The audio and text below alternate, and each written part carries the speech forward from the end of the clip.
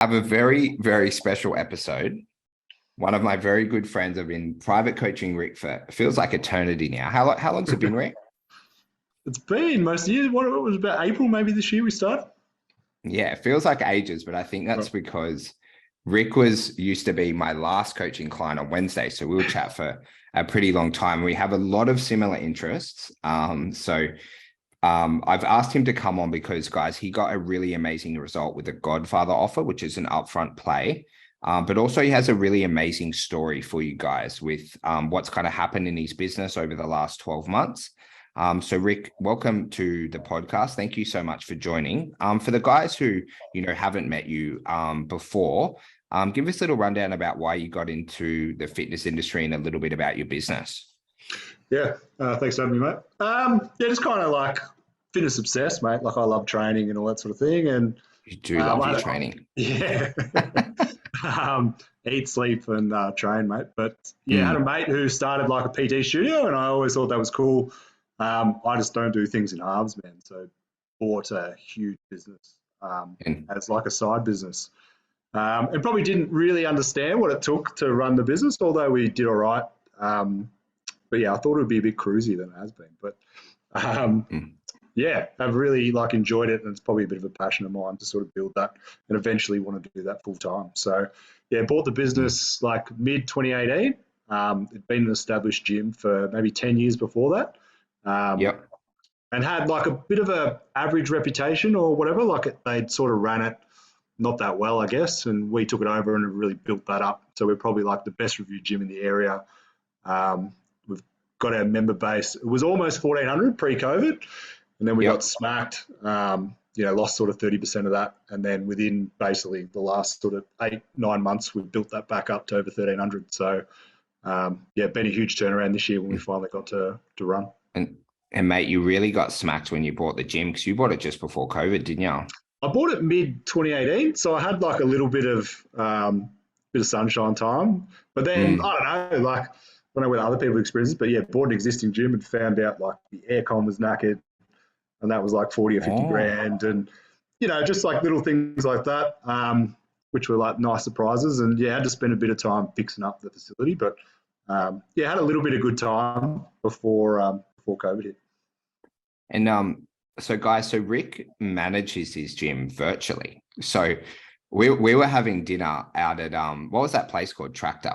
It's in Whoopty Fuck down there in Victoria. It was beautiful 110 feed though. tractor or something. Yeah. I Next time we catch up, let's just go get a massive steak. For sure. Like I was like, with Yeah. those small little meals, you'll feed those pipes, man. But anyways, we're Right. having dinner.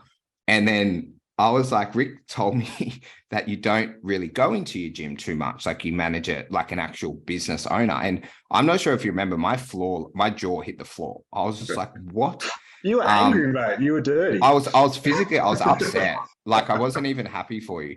Because I Yeah. remember I go, all this stuff that I did for so many years, and Yeah. you're just like rubbing in my face. But you have a job that you really, really enjoy that you've done for many years. And then you're also managing the gym kind of outside of hours and things like that. Before we get into the Godfather offer, is that's like an incredible skill set. Did you learn really good management techniques in your current job, or how did you kind of develop the skills to be able to do that? A little bit, like obviously at school and that studied like business and management and things like that as well. But then, yeah, working in teams, I guess I've worked with other good managers and that before, and so you sort of know what you like. But then also, I don't know, I've got my head in the business all the time, so I seem to have my finger on the pulse a little bit on what's going on, and then just having a good relationship with your like club manager or people in the management roles, so that you got to feel at what's going on. I think. Yeah, and you got a really good manager at the moment. Yeah. I remember when we first were started, we did kind of like a, staffing audit when we ran that. Do you remember the first event that we planned, like on our first session, the Yeah. open Yeah. day? Yeah. Um, but let's bridge into the Godfather offer. Now, first of all, you really focus on recurring revenue within your business. That's kind of the number that you obsess about you the Yeah. most. Why is that kind of really important to you as a business owner? I just like surety. Like I like to know, like with planning and things like that. I don't really plan unless I know that that is physically like money coming in. So direct debit's been good for us. And then like pre-COVID, we were billing like 33, I think when I took over the business, like 34, 35K a fortnight.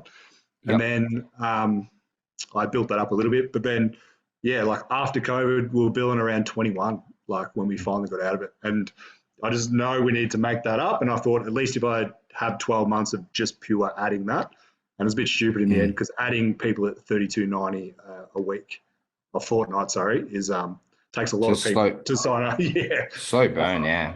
Yeah. And But now yeah, we've built it up to like 37K, I think, since we started. So I think it's like as business owners, like owning a business is like pretty stressful. And if you're constantly chasing those upfront sales, which a lot of businesses do, I know in my personal circumstance, when I first used this Godfather play, I got a little bit hooked. It's a little bit like a powerful drug. Like my results weren't as amazing as yours, but I still remember we got paid $20,000 in a day. And I was like, I'm going to be a billionaire here. And we just went ballistic at it. And then kind of 6-7 months later, we realized that our recurring revenue's way under. We had a lot of cash in the bank. We're like reasonably smart with it, but it's actually really stressful because you start the month knowing that you're going to lose money if your recurring revenue isn't over your expenses. And that was like, I felt like I was always in fight or flight at that stage where you're like, we've got to move and sell. So even though it's a really good tool, and we'll talk about how you used it, if it's used in the wrong way, it can cause a very, very stressful business. That's how 100%. that's how a lot of people in my space run their business. They'll collect all their payments up front, those online businesses, and they've got to keep selling. It's kind of like a pyramid scheme kind of thing. Yeah, yeah. And and when you first ran the Godfather, because I think we talked about it for a couple of months, and you really do. I remember you go, no, I just want to focus on my recurring. And when you first ran the offer, how much cash did you collect from giving a discount for your members for a year? Yeah, so I was really hesitant to run it. Like I know that's one of the first things you sort of show people to use, and yeah, I armed and armed for months. But yeah, I think it was July we ran it and collected 61K. Yeah, straight off the bat, which was pretty easy. And you were saying before, so you just sent out an offer via text and email, and then people replied. Yep. And then you just loaded up everyone into a Google Sheet and text message them, get confirmation of the payment. Good business move. And then just collected over like it took you like 2 to 3 weeks. So you said, hey. Yeah, yeah. We kept like having other people want to jump on it, and I didn't want to turn down anyone for cash. Yeah. The second time we ran it, we did start turning people down, which I think's a good move because people miss out and they want to get on it. But yeah, it took us about a couple of weeks to finalize everyone's payments. We got everyone to say yes. First go. Yeah. And then, so the second time you ran it, you made another like 20,000, did you? So you got about 84 in cash collected over the couple of times you ran it. Yep. And I guess, how did it feel as a business owner knowing that you can collect $60,000 in 3 weeks if you have to? Awesome, mate. And like just the confidence you have that you can, if you ever get in a spot where you need it or like you want to do something, like I think I always thought, oh, you might do it and then put the money into something like upgrade the gym or something like that. But that's not what you want to do. You want to put it into marketing to grow. And then that way you've borrowed from the future to grow now is sort of how I look at it. But yeah, I just think the second time we ran it, I was still unsure. I'm like, oh, will I get the same sort of response? And then we collected 21 in a couple of days. So I just think it's a really good tool if you want to pull that lever. Yeah, and so Rick said something a couple of moments ago about how I told him to run it at the start. And the reason why we do that, guys, is people come to us to grow really quickly. So if they have $5, $10, $15,000, they're able to reinvest that into their marketing to grow. But you have a pretty good risk tolerance, I must admit, Rick, because you're just like, no, we're gonna sort it. And you spend pretty extensive budgets. What's your kind of weekly ad spend? Yeah, it's about $150 to sometimes $200 a day. So yeah, it's about that 750. Yeah, so you have a really good risk tolerance to kind of do that, and you had a lot of belief. But you've got really good results off your Facebook ads this year. Talk to us a bit about that. Yeah, it's been huge. So like we have multiple lead sources, but generally grow primarily on Facebook ads. We find they sort of work the best. But yeah, we've added around $500,000 in revenue like recurring revenue. So, which is nice after the last couple of years. And yeah, we probably added over 300 members. So that's like including people who've cancelled, and we've added on top 300. So we've probably sold 800 to 900 memberships this year, or probably since April broke. So yeah. You've got the most insane retention rate. Yeah. So I think this month we're 2.7 or something like that, man. So I was pissed off when it was like 4.5 and people still thought that was good. So yeah, now we're under 3s. It's pretty awesome. That is mental. That's like better than our one. We're messaging our clients like 2 to 3 times a week and stuff. It's like everyone gets a cuddle when they come in, mate. They feel loved. So yeah. And so with the Godfather, the first time around, when you collect around that 60 mark, what did you kind of use it on? What kind of things did you use that cash on? A little bit was just like catching up on bills, but then really put it hard into marketing. So I just put it away and said, we're going to use this to grow. But yeah, as I said, like we were losing money at the start of the year quite aggressively, and so you got to catch up a little bit on that and just make sure that you're in a good position. And then we've sort of banked a bit of cash now that we can sit on, which is good.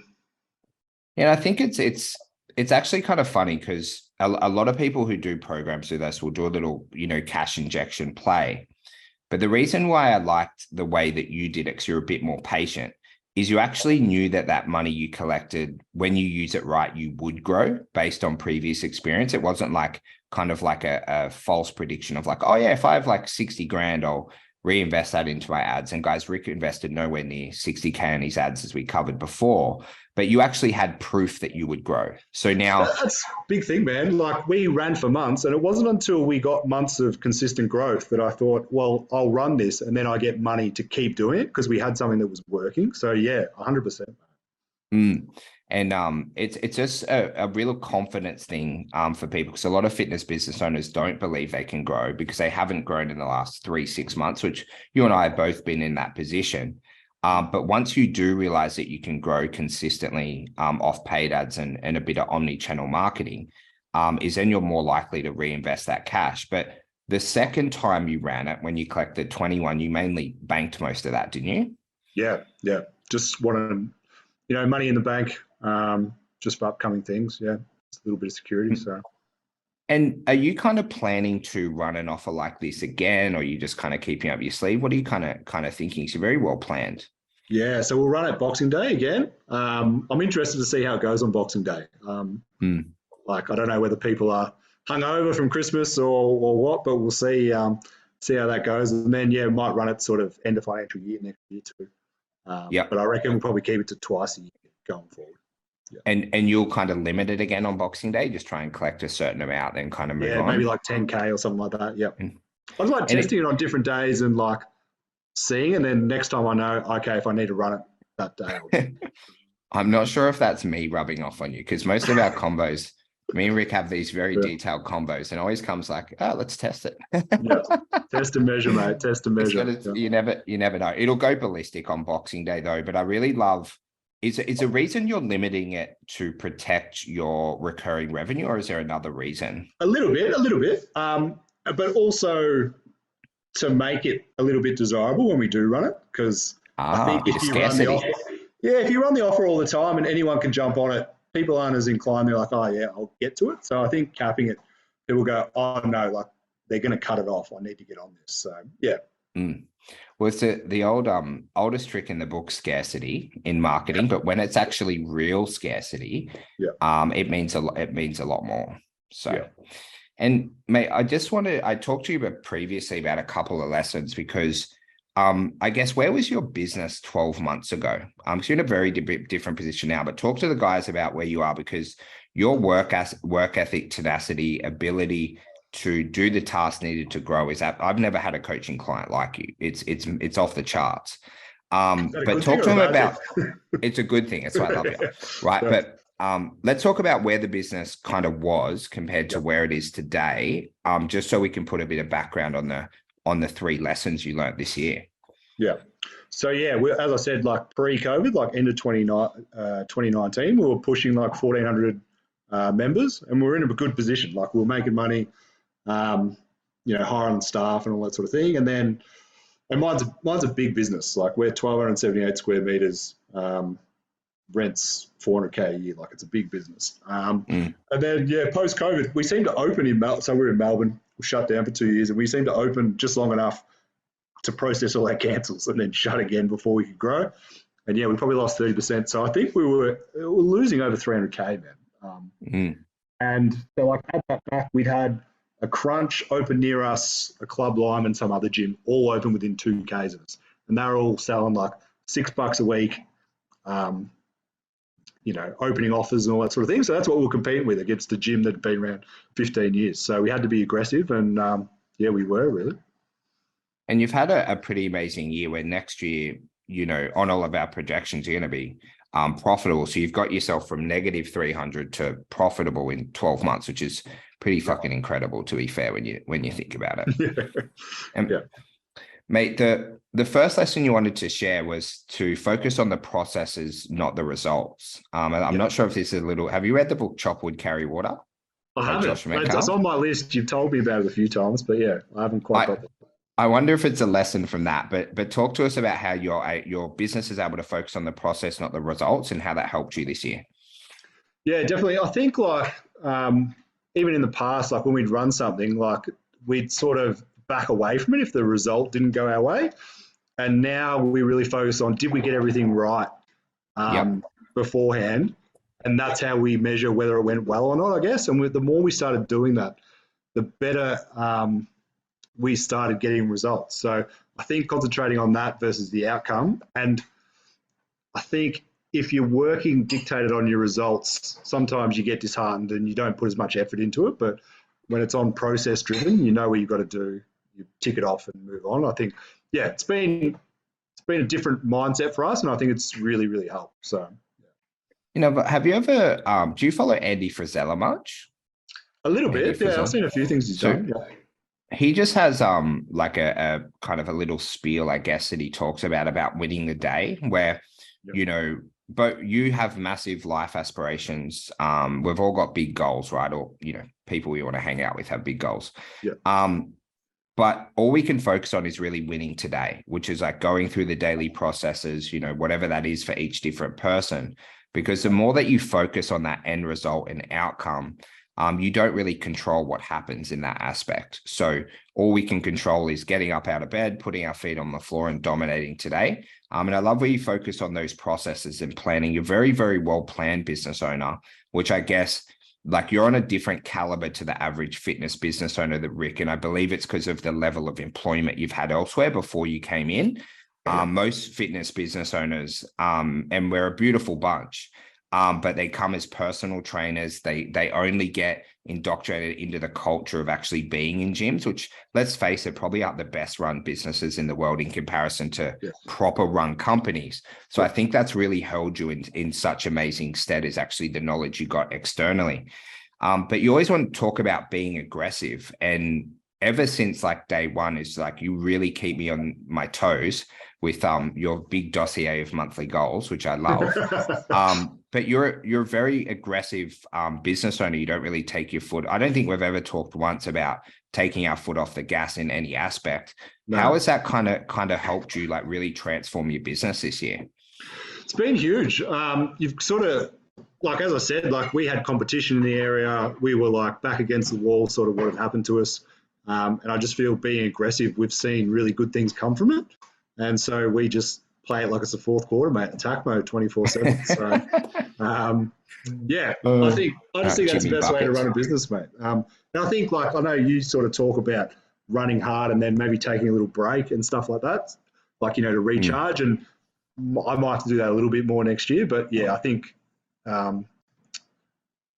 just going hard has been a huge, huge win for us. So, and you sort of momentum. I keep talking about momentum, but when it was going well, we've just kept going and going. And then, like, if anything, but if that momentum stopped, maybe we'd stop and relook at what we're doing. But we've just had momentum the whole year. So, I've actually been doing some studies, so it'll be interesting where our coaching goes, because I've always done 90-day game plans, as you might have like picked up.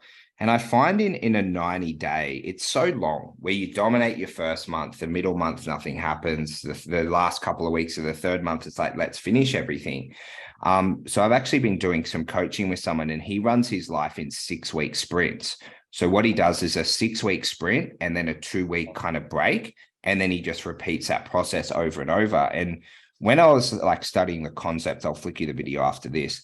I was like, that kind of makes sense to me because you can get a lot done. It's like running your life in 6-week challenges.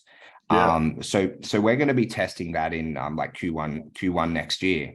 So it'll be really interesting how it goes. And in those 2 weeks, you're actually just planning for the next 6-week sprint. So not as much happening. So, but you've always got to be aggressive. You're obviously very aggressive in your ad spend, which I think helps you. How many leads do you reckon you generated this year off paid ads?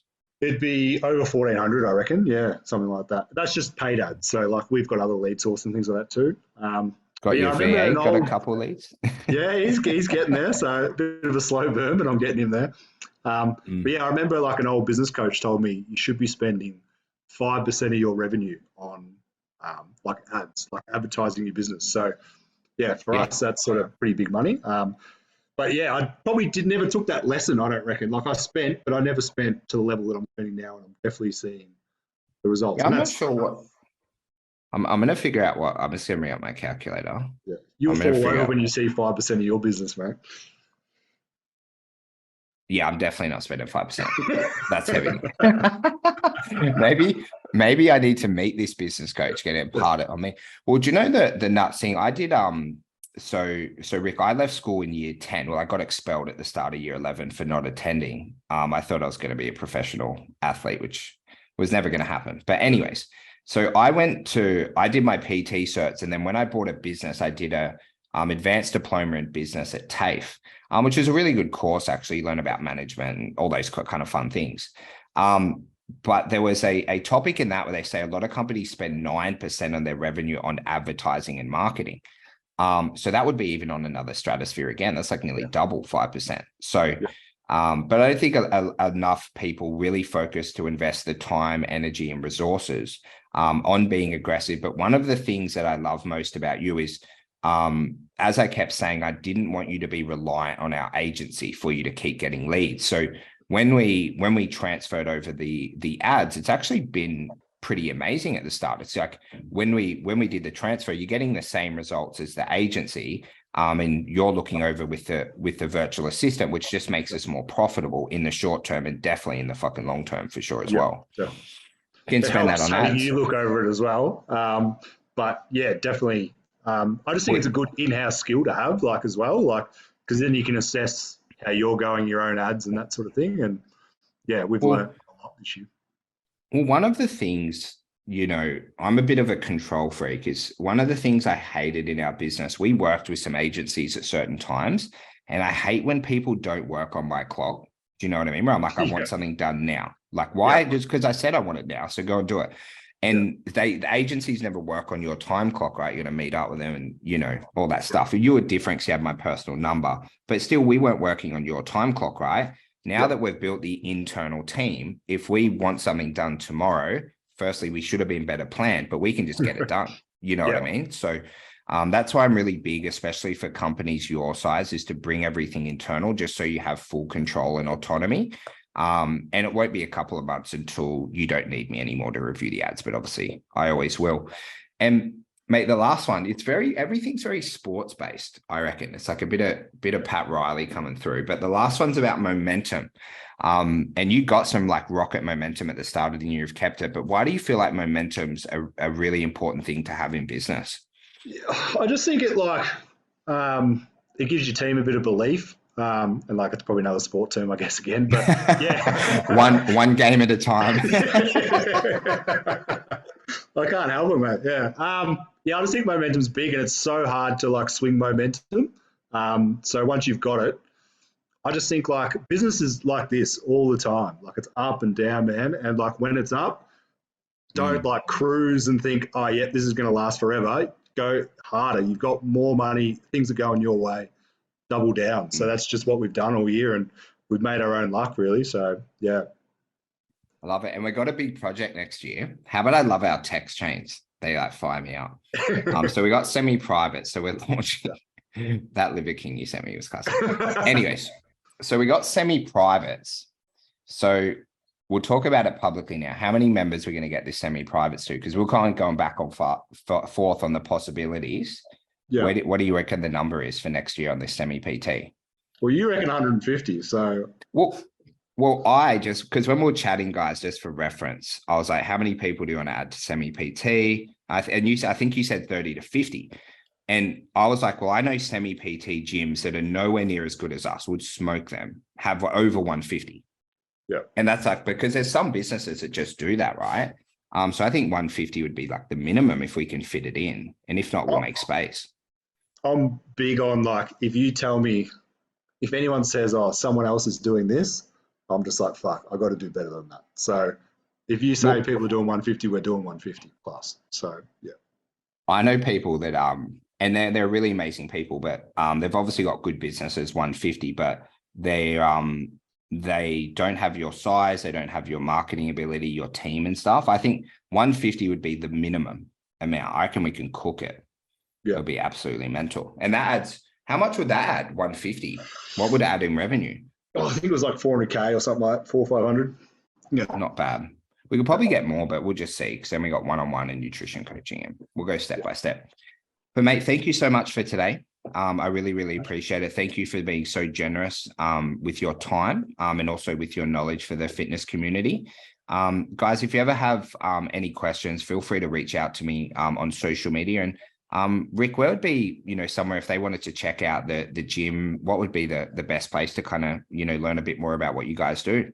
Yeah, so Element Fitness Health Club is our gym based in Nunawading. So yeah, give us a Google or check out our Facebook page or something like that. Yeah. You can give us a follow on Insta because then we got the VA doing a bit of follow up. So we'll see. We might get a bit of lead gen. All right. Bye-bye, guys.